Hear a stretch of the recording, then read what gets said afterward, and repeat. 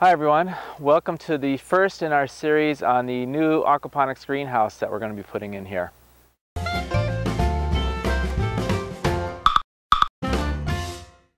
This video series is brought to you in part by our Patreon subscribers. Our premium subscribers are TrueAquaponics.com, GlassBottleOutlet.com, and GreenLifePlanet.net. If you'd like to help sponsor our videos and also receive early viewing and our premium content on our website, please follow the link below. As some of you may know, over the summer I purchased 2 used greenhouses. One of them was 144 by 26 feet wide, and this is the site where we're going to be putting it in. So in this series I'm going to break it up into a whole bunch of different little chunks. The first one, which is this one, I'm just going to go over the overview of the site itself and what we're planning on doing with the greenhouse throughout the winter and into next spring. The project has been delayed a little bit, mainly because I've been working on a grant which will have a substantial financial impact if I win this. Otherwise the project will drag out for quite a while as I slowly raise the funds to put everything up. But if I do get this grant, it has to be completed within a year, which would definitely push the project right along. So we'll see how that goes, and I'll let you know over the winter what happens with that. This is a preliminary site plan for the area. Because of the large area of wetlands and the large amount of site work, a final design will be drawn up by a civil engineer. Since the site is for agricultural use, we can perform work very close to the wetlands, but we still need to obtain a proper permit. But the wetlands application usually isn't scrutinized like a residential or commercial application. Here is the existing geodesic dome, which is about 300 feet from the main road. I'm still planning on using this area for some plants, like the herbs and fruiting trees, and perform various experiments that won't affect the new production greenhouse. The current plan is to level off the entire site so that it can contain 3 greenhouses, but only put up the first one and get the system running. I'm still undecided if I want to put it in the first or second location.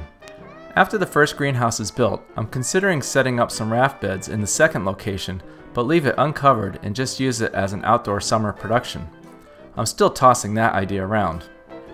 A new electrical service will be brought in from the closest utility pole and connected to a circuit breaker panel. This will also be wired to operate from a generator, since we can lose power for several days during a winter storm. Once the first greenhouse is fully functional, the longer-term goal will be to build 2 more greenhouses with a head house or barn. This barn will be used to house the fish, perform food processing, cold storage, and office space. Since the permits will be good for 10 years, it's just cheaper to apply for the entire project instead of reapplying for each phase. With the addition of the barn, a well will need to be drilled and a septic system installed. Plus, the existing drive will be relocated and parking spaces added.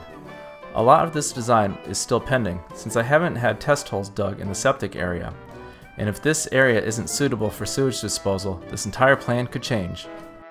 We're also going to dig a few deep pits in the greenhouse area to see what's down below. Once the area is regraded, one option I'm considering will be to dig out the entire greenhouse area 8 feet, install a series of geothermal tubes, fill the area back in, then build the greenhouse. This all depends that there isn't high groundwater level. If there is, we could replace the air tubes with water filled and use a heat exchanger. But worse, we could have high levels of ledge, which is common in our area. The entire geothermal system may be too expensive to install, so an overall decision will be made this winter. It doesn't look like much in the video, but about 3 feet of material will need to be removed from the top of this hill and then filled into the lower areas. This will involve removing the topsoil, regrading the area so that it's laser leveled, and replacing the topsoil on the area around the greenhouse. During the winter, I plan on cutting out this old hedgerow and eventually regrade this area, since the driveway line of sight is inadequate. There are also several trees that will block light to the area, so these can be removed this winter. And the greenhouse frame will just have to wait until spring to get put up. So that's about it for this video. If you enjoy the content and find it of use, we'd appreciate your support by joining our Patreon page. I think next time we're going to go over some of the business aspect, maybe cover the grant and some of the expenses. It's always a really good exercise to go over this information and make sure that you're not going to put yourself into bankruptcy on a project of this size. We'll see you next time. Thanks.